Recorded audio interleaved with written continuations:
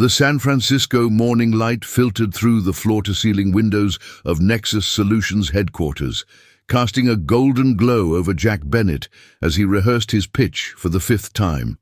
At 32, he had transformed from the perpetual fat friend of his youth into a respected tech entrepreneur. His reflection in the glass showed a man who had worked hard to reshape himself, both physically and professionally. "You're going to wear a hole in the floor if you keep pacing," Sophia Chen remarked, her eyes not leaving her laptop screen. As Jack's business partner and oldest friend, she had a unique ability to ground him when his anxiety threatened to take over. "This investor meeting could change everything, Soph. If Wilson Capital comes on board, we can expand nationwide by next quarter." Jack adjusted his custom-tailored suit jacket, a far cry from the oversized hoodies that once served as his armor against the world. Sophia closed her laptop and approached him. "They're not investing in your appearance or your backstory. They're investing in our AI solution and the company's potential. Remember that." Jack nodded, but her words barely penetrated the familiar loop playing in his head. The echoes of laughter in high school hallways, the constant side comments about his weight, the pitying glances from girls he'd been interested in. Success had been his revenge, his way of silencing those voices. Every milestone was another middle finger to everyone who had dismissed him. "The Wilson team is here," announced Melissa, their receptionist, interrupting his thoughts. As Jack led the potential investors through their presentation, he was the picture of confidence, articulate, charismatic, and completely in control. The transformation from the insecure teenager to this commanding presence had been his life's work. "Your growth projections are impressive," said Thomas Wilson, the silver-haired head of the investment firm, "but I'm concerned about market saturation. 3 similar solutions launched last quarter alone." Before Sophia could respond with their prepared answer, Jack felt a familiar, defensive heat rise in his chest. "None with our proprietary algorithm or customer retention rates. We're not just another tech startup, Mr. Wilson. We're the solution your portfolio has been waiting for." The meeting ended with handshakes and promises to be in touch, but Jack could sense Sophia's tension as they returned to their office. "You went off script," she said quietly, once they were alone. "We agreed to acknowledge the competition and explain our differentiation strategy. I improvised. Sometimes you have to project absolute confidence, even when it borders on arrogance," Sophia interrupted. "Jack, this isn't high school anymore. You don't have to overcompensate for what?" His voice had an edge now. "For being the fat kid? Is that what you were going to say?" Sophia's expression softened. "No, for feeling like you constantly have to prove yourself. You've built an incredible company. You're not the underdog anymore."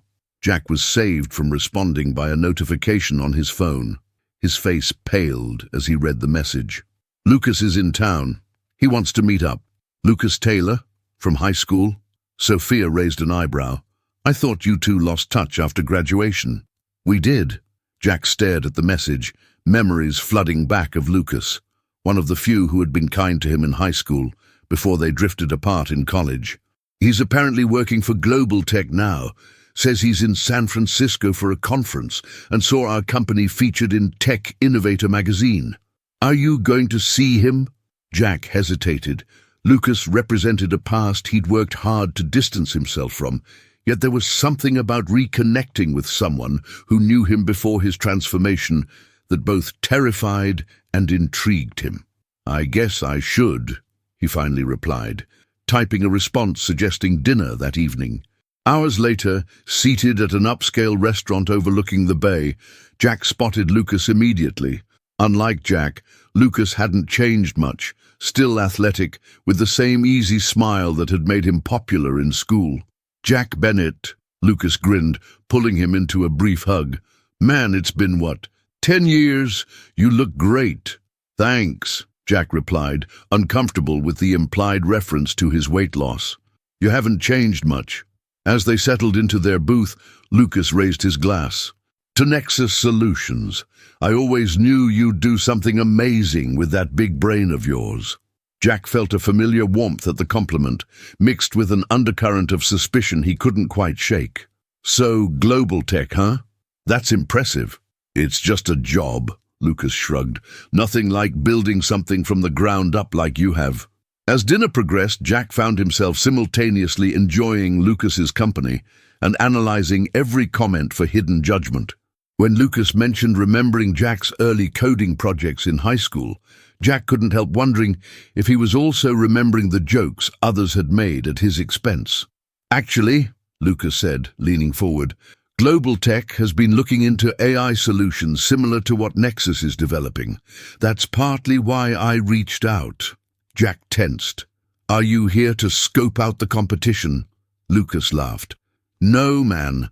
I'm here as an old friend who's genuinely impressed by what you've built, but there might be some potential for collaboration we could discuss. As Jack drove home that night, his mind raced. Lucas's unexpected appearance felt like a collision of past and present, a reminder of who he had been and a test of who he had become. Tomorrow would bring the Wilson Capital decision and potential discussions with Global Tech. His carefully constructed new life was suddenly feeling less stable than he'd thought. His phone buzzed with a text from Sophia. How was dinner with the ghost from high school passed? Jack stared at the message, unsure how to respond. The truth was, seeing Lucas had stirred up emotions he thought he'd buried long ago, insecurities that all his success had failed to completely erase. Despite everything he'd achieved, a part of him still felt like that overweight teenager, desperate to prove his worth to the world. Jack woke to his phone vibrating furiously on the nightstand. Sophia's name flashed on the screen, and the clock read 6:17 a.m. His stomach tightened. Sophia never called this early unless something was wrong. We have a problem, she said without preamble. Tech Vanguard just published an article about security vulnerabilities in AI systems similar to ours. They specifically mentioned Nexus as potentially affected. Jack was already out of bed, pulling up the article on his tablet. That's impossible. We triple-checked our security protocols. The market doesn't care about what's true, Jack. They care about perception. Our stock is already down 12% in pre-market trading. By the time Jack arrived at the office, the crisis was in full swing. Their PR team was fielding calls from journalists, while their engineering department was running comprehensive security audits to verify their system's integrity. Wilson Capital called, Sophia informed him, her voice tight. They're putting our deal on hold until this is resolved. Jack slammed his fist against his desk. This is bullshit. Our system is secure. Someone's trying to tank us. We need to focus on damage control, not conspiracy theories, Sophia countered. I've scheduled a press conference for this afternoon. We need to reassure our clients and the market. As Jack prepared his statement, his phone buzzed with a message from Lucas. Saw the news? Tough break. Still up for that drink tonight to discuss potential synergies? The timing felt suspicious. Could Lucas be involved? Jack had heard stories of corporate espionage in the valley, but would an old acquaintance really target him like this? The press conference was a masterclass in crisis management. Jack projected unwavering confidence, detailing their security measures and announcing an independent audit to verify their claims. Inside, however, he was seething with a mixture of fear and indignation. That evening, he met Lucas at a quiet bar away from the tech crowd. Quite a day you've had, Lucas remarked, sliding a whiskey toward Jack. Someone's trying to sabotage us, Jack replied bluntly. The timing is interesting, considering our conversation about Global Tech's interest in our AI solution. Lucas's expression hardened slightly. Are you implying something, Jack? I'm just stating facts. We discuss potential collaboration, and suddenly we're hit with damaging allegations. That's not just offensive, it's absurd, Lucas replied. I reached out because I thought we were friends, and because Global Tech genuinely sees potential in what you're building. He leaned forward. In fact, I was going to suggest that in light of today's events, you might consider an acquisition offer. Global Tech could provide the stability and resources to weather this storm. Jack felt a surge of anger. So, that's what this is? Create a crisis and swoop in with a rescue offer. You haven't changed at all, have you? Lucas shook his head. Still the same defensive guy, always assuming the worst of people. This is why we drifted apart, Jack. Not because of your weight or your insecurities, but because you could never trust that someone might actually be on your side. The words hit Jack like a physical blow. Had he become so consumed by his past that he was sabotaging his present? For what it's worth, Lucas continued, standing to leave, Global Tech had nothing to do with that article, but good luck finding whoever did. Alone at the bar, Jack replayed the conversation. His phone buzzed with a message from Sophia. Independent audit complete. No vulnerabilities found. But there's something else you need to see. Back at the office, Sophia showed him what their tech team had discovered. The tech vanguard journalist who wrote the article, he doesn't exist. The byline is fake, and the article was planted.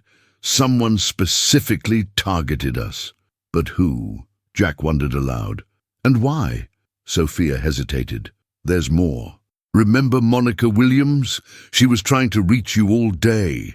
Jack's expression darkened at the mention of their former employee, a brilliant developer who had left under tense circumstances 6 months ago after Jack had rejected her proposed changes to their core algorithm. She sent this email an hour ago, Sophia continued, pulling it up on her screen. I tried to warn you about the security flaws privately, Monica's message read. Now that I have your attention, perhaps you'll finally listen. This isn't personal, Jack. It's about creating ethical AI. The system as designed has fundamental flaws that I can demonstrate. Your choice.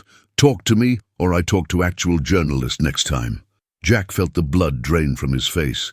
She's blackmailing us. She's forcing a conversation, Sophia corrected. One you refused to have months ago. By threatening our company? By costing us the Wilson deal? By getting your attention the only way she could? Sophia's voice was gentle but firm. Jack, what if she's right? What if there are flaws we've overlooked because you were too focused on growth and success to consider the ethical implications? Jack stared out at the San Francisco skyline, the city lights blurring as he processed Sophia's words. Had his determination to prove himself, to build something impressive at any cost, blinded him to legitimate concerns? Was his defensiveness, the same defensiveness that had just cost him a potential ally in Lucas, now threatening everything he'd built?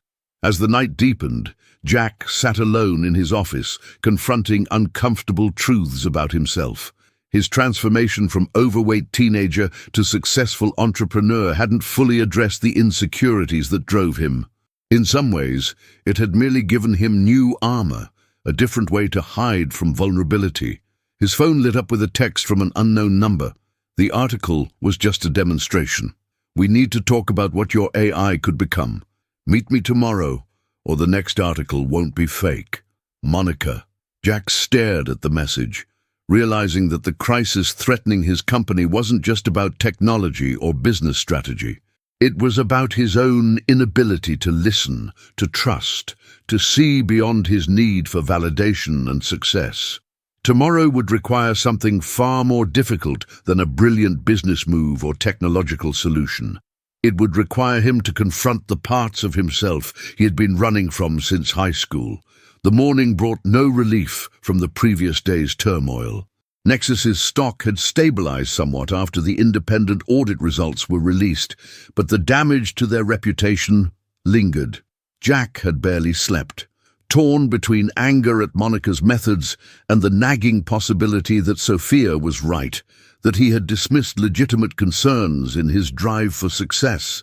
He had arranged to meet Monica at a small cafe away from the tech district. As he approached, he spotted her immediately, still with the same intense focus in her eyes that had made her one of their most valuable developers. I didn't think you'd actually come, she said, as he sat down across from her. You didn't leave me much choice. Jack kept his voice level. Blackmail isn't typically how professional disagreements are resolved. Monica leaned forward. I tried the professional route. 6 months of documentation, 3 formal meetings, dozens of emails, all ignored or dismissed. You were so fixated on getting your AI to market that you refused to acknowledge the ethical implications. So you fabricated a security scandal? I demonstrated a point. Your AI has vulnerabilities, not in its security protocols, but in its ethical framework. The algorithm prioritizes efficiency and results without adequate safeguards for potential misuse. She slid a folder across the table. These are simulations showing how your current system could be exploited for surveillance, misinformation, or discriminatory practices if it falls into the wrong hands. Jack reluctantly opened the folder and began reading. The scenarios were troublingly plausible, detailing how Nexus's AI could be modified to analyze behavioral patterns in ways that compromised privacy, or how its natural language processing could be weaponized to generate convincing false narratives. Why not take this to our competitors, or to regulators? Jack asked, looking up from the documents. Because despite everything, I believe in what Nexus could be, Monica replied. I didn't want to destroy the company. I wanted to fix the problem. As Jack continued through the documents, his tech entrepreneur's mind began to see beyond his wounded pride. The issues Monica had identified were substantive. Addressing them wouldn't just be ethical, it would make their product stronger, more resilient against misuse. This would delay our rollout by months, he finally said. Wilson Capital and other investors are looking for growth, not ethical debates. And that's exactly the problem. Sophia's voice came from behind him. Jack turned to see his business partner approaching their table. I asked her to copy me on these documents, Sophia explained, sitting down. I needed to see for myself. Jack felt a flash of betrayal. You went behind my back? I went around your defenses, Sophia corrected. Jack, we've been friends since college. I've watched you build this company with incredible drive and vision, but I've also watched you become so focused on proving yourself that you've lost sight of why we started Nexus in the first place. We wanted to create AI that helps people. Jack recited their mission statement mechanically. Not just helps them, protects them, Sophia reminded him. We talked about responsible innovation, about technology that serves humanity without exploiting it. Jack felt the familiar tightness in his chest, the same constriction he'd felt whenever he was cornered or challenged, but beneath it was something else, the uncomfortable recognition of truth. Wilson Capital called this morning, Sophia continued. They're still interested, but they have conditions. They want a comprehensive ethical review of our technology before finalizing the deal. Did you tell them about Monica's concerns? Sophia shook her head. No. But they're not idiots, Jack. The most sophisticated investors are already thinking about these issues. Technology without ethical considerations is a long-term liability, not an asset. As the three of them spent the next hours discussing potential modifications to the AI architecture, Jack felt a strange sense of relief mixing with his anxiety. For years, he had channeled all his energy into proving he wasn't the same overweight, insecure teenager who had been the butt of jokes. Every business decision had been filtered through that lens. Will this make me successful? Will this make me respected? Will this finally silence the voices that said I wasn't enough? But sitting there, engaging with the substantive challenges Monica had raised, he found himself focused on the work itself rather than what it said about him. The technical problems were complex and fascinating. The ethical questions were genuinely important. For perhaps the first time since founding Nexus, Jack was fully present with the purpose of his work rather than what it might prove about his worth. That evening, as they wrapped up their impromptu strategy session, Jack found himself walking alongside Sophia back toward their office. I owe you an apology, he said quietly. I've been so focused on making Nexus successful that I lost sight of what success actually means. Sophia squeezed his arm gently. You know what I've always admired about you, Jack? Not your business acumen or your technical brilliance. It's your capacity to grow. You've never stayed stuck, even when it would have been easier. I should probably apologize to Lucas too, Jack admitted, thinking of their disastrous conversation the previous night. I accused him of corporate espionage based on nothing but my own paranoia. Start with a text, Sophia suggested. Baby steps. Back in his apartment that night, Jack stood before his bathroom mirror, really looking at himself, perhaps for the first time in years. He saw a successful businessman, yes, but also the lingering shadows of insecurity in his eyes, the tension he carried in his shoulders, the armor he had built around himself that kept others at a distance. You're not just the fat friend anymore, he told his reflection, but you're not just the successful entrepreneur either. There's more to you than either of those identities. He picked up his phone and typed a message to Lucas. I owe you an apology for last night. You were right. I've been carrying old defenses that have nothing to do with who you are. If you're still in town, I'd like the chance to have a real conversation. To his surprise, Lucas responded almost immediately. Apology accepted. I remember the guy who helped me pass calculus and built that ridiculous computer from spare parts. That's the Jack I came to see. Breakfast tomorrow. Jack smiled, a genuine smile that reached his eyes. The crisis was far from resolved.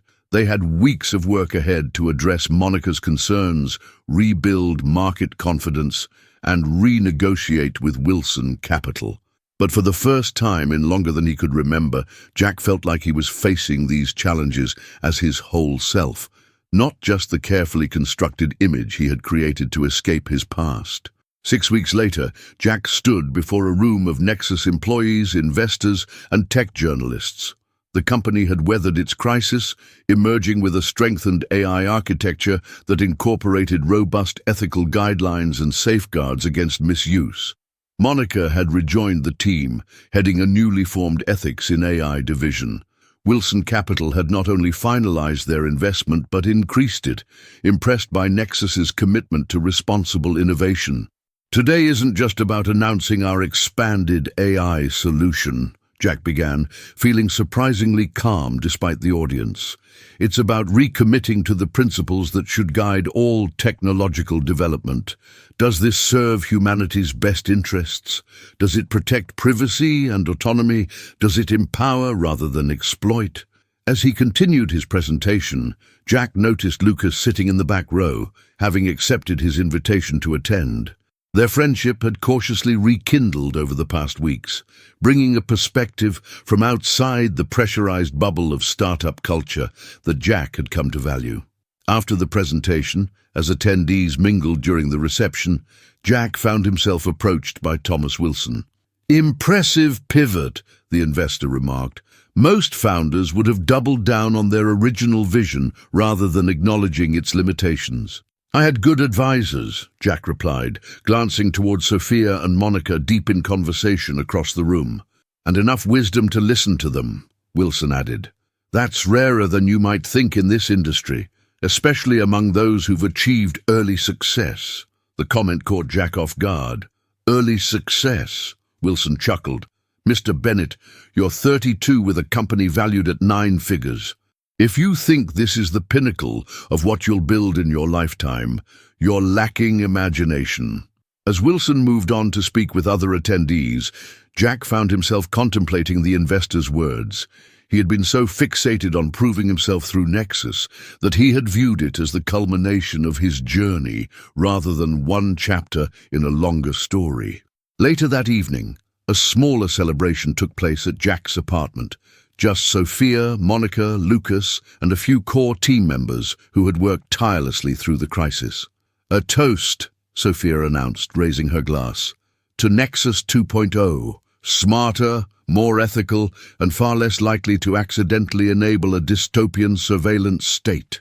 Laughter rippled through the room as glasses clinked. Jack found himself relaxing into the moment, enjoying the genuine camaraderie without the constant need to project confidence or success. As the night progressed, guests gradually departed, until only Sophia and Lucas remained, the three of them settling onto Jack's balcony overlooking the city. Remember when we used to dream about changing the world back in college? Sophia asked, leaning back in her chair. You two were the dreamers, Lucas corrected. I just wanted a decent job with health insurance. And now you work for a tech giant, Jack observed. Life has a way of surprising us. Speaking of surprises, Lucas said, his tone becoming more serious. I should probably tell you that I'm leaving Global Tech. After seeing what you're building at Nexus, especially with the ethical focus, it made me reevaluate some things. Jack raised an eyebrow. Are you fishing for a job offer? No, Lucas laughed. But I am considering starting something of my own, a consulting firm focused on helping companies implement ethical AI frameworks. He hesitated. Actually, I was hoping to get your input on the business plan. Sophia smiled knowingly. And the student becomes the master. As they discussed Lucas's ideas, Jack felt a curious sense of fulfillment, unlike anything he had experienced during Nexus's most impressive growth periods or funding announcements. He was sharing knowledge, offering genuine support without any underlying need for validation or recognition. Later, after Lucas had left and Sophia was preparing to depart, she paused at the door. You seem different these past few weeks. More at peace. Jack considered her observation. I think I'm finally learning to separate who I am from what I've achieved. They're connected, but not the same thing. About time, Sophia smiled. The fat friend and the successful entrepreneur were always just parts of you, not your whole story. After Sophia left, Jack returned to his balcony, watching the fog roll in over San Francisco Bay.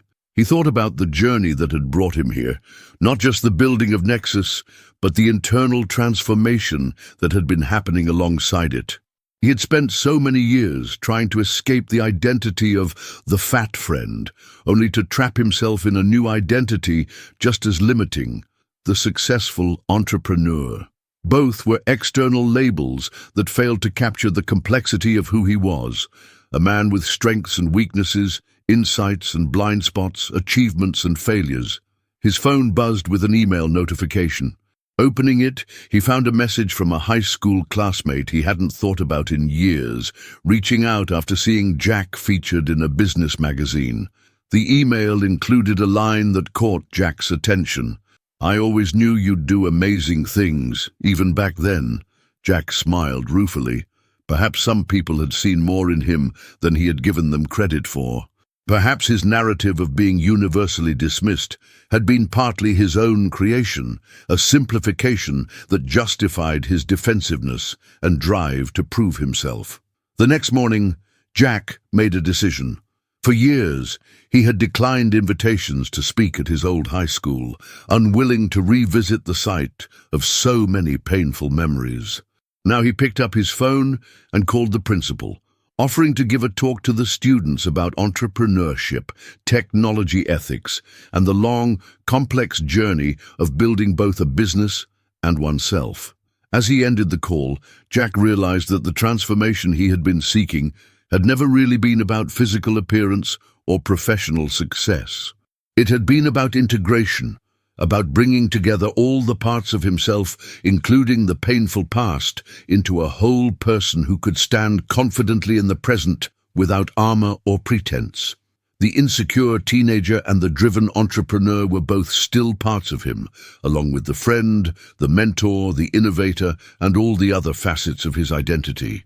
None alone defined him, but together they created something far more interesting and authentic than the carefully curated image he had been so desperate to project.